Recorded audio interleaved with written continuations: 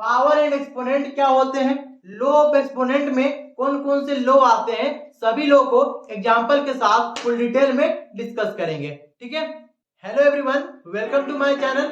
आज की वीडियो में क्लास 7 और क्लास 8 से एक इंपॉर्टेंट चैप्टर लेकर आ गए हैं और चैप्टर है पावर एंड एक्सपोनेंट। ठीक है, चलिए आज की वीडियो को शुरू करते हैं और समझते हैं पावर एंड एक्सपोनेंट क्या होते हैं।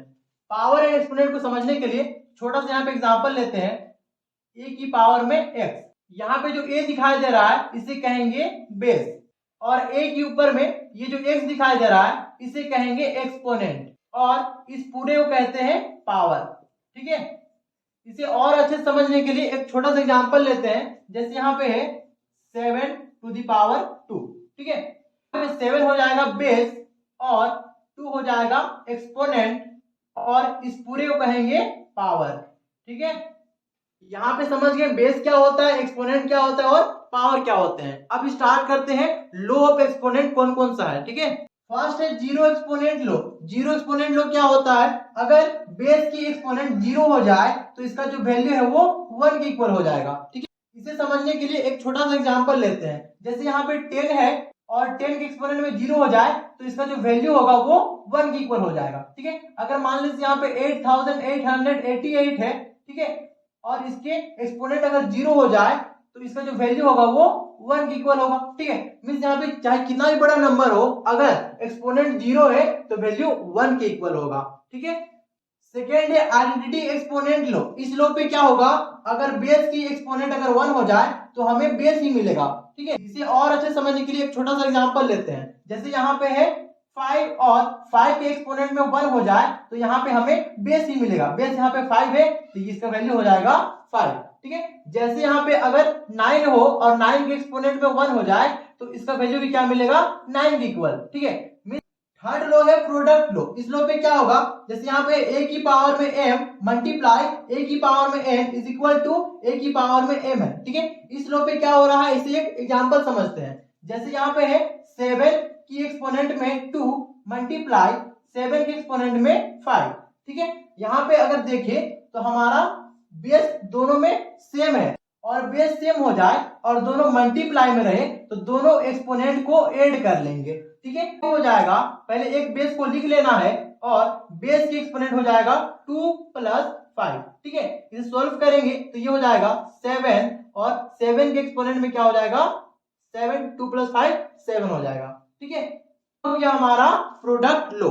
ठीक है, अब हमें नेक्स्ट लो देखना है कोसेंट लो। कोसेंट लो में क्या होगा, अगर a की एक्सपोनेंट में m है और डिवाइडेड बाय a की एक्सपोनेंट में m है तो इसे हम क्या करेंगे, a की एक्सपोनेंट में m - n। ठीक है, इसे अच्छे समझने के लिए एक छोटा सा एग्जांपल लेते हैं। जैसे यहाँ पे है 5 के एक्सपोनेंट में 8 डिवाइडेड बाय 5 के एक्सपोनेंट में 3। ठीक है, अगर यहाँ पे देखें तो दोनों में हमारा बेस सेम है। ठीक है, और बेस सेम रहे तो यहाँ पे एक्सपोनेंट को कर लेंगे माइनस। ठीक है, तो ये हो जाएगा 5 के एक्सपोनेंट में 8 - 3।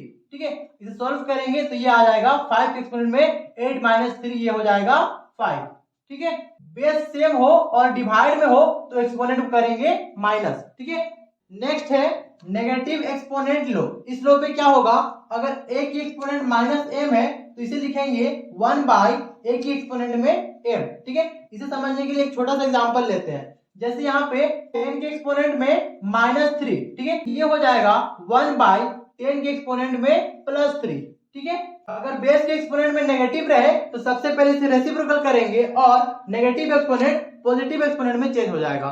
ठीक है, अब हमें नेक्स्ट लो देखना है पावर ऑफ अ पावर। इसमें क्या हो रहा है, अगर a की एक्सपोनेंट में m है और फिर से एक्सपोनेंट में n है, ठीक है, तो यहाँ पे क्या हो रहा है, दोनों पावर को मल्टीप्लाई किया जा रहा है। ठीक है, इस लो को समझने के लिए एक एग्जांपल लेते हैं। जैसे यहाँ पे है 3 के एक्सपोनेंट में 2 और इसके एक्सपोनेंट में है 5। ठीक है, तो यहाँ पे क्या करेंगे, पावर के ऊपर पावर रहे तो दोनों को करेंगे मल्टीप्लाई। ठीक है, इसे ये हो जाएगा 3 और 3 के एक्सपोनेंट हो जाएगा 5 2 जा 10। ठीक है, पावर ऑफ पावर रूल क्या कहता है, अगर पावर के ऊपर पावर रहे तो दोनों पावर को मल्टीप्लाई करेंगे। ठीक है, जैसे यहाँ पे एक और एग्जांपल लेते हैं। ये हो जाएगा 2 के पावर में 3 और इसके पावर में 5, फिर इसके पावर में लेते हैं 2। ठीक है, यहाँ पे पावर के ऊपर पावर आ रहा है, रिपीट कर रहा है। ठीक है, तो इसे करेंगे सभी पावर को मल्टीप्लाई। 2 5 जा 10 और 10 3 जा होता है 30, तो इसका वैल्यू आ जाएगा 2 के एक्सपोनेंट में 30।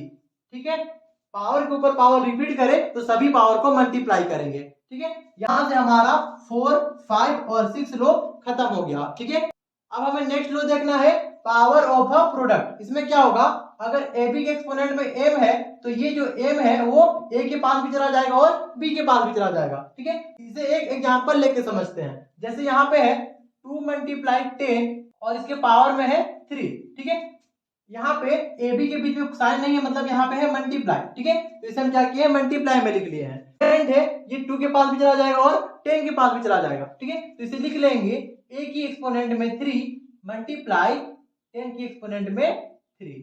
ठीक है, अब हमें नेक्स्ट और लास्ट लो देखना है पावर ऑफ अ क्वोशेंट। इसमें क्या हो रहा है, यहाँ पे a बाई बी और इसके होल एक्सपोनेंट में है m।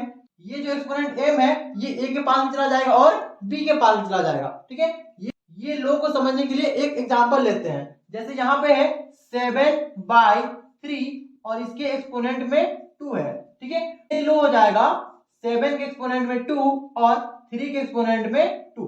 ठीक है, अगर होल में रहे तो ये एक्सपोनेंट 7 के पास भी चला जाएगा और 3 के पास भी चला जाएगा। ठीक है, ये था पूरा 8 लो। होप सो ये 8 लो पूरी तरह से क्लियर हो गया होगा। तो मिलते हैं नेक्स्ट वीडियो के साथ, तब तक के लिए हंसते रहिए, स्वस्थ रहिए, जय हिंद।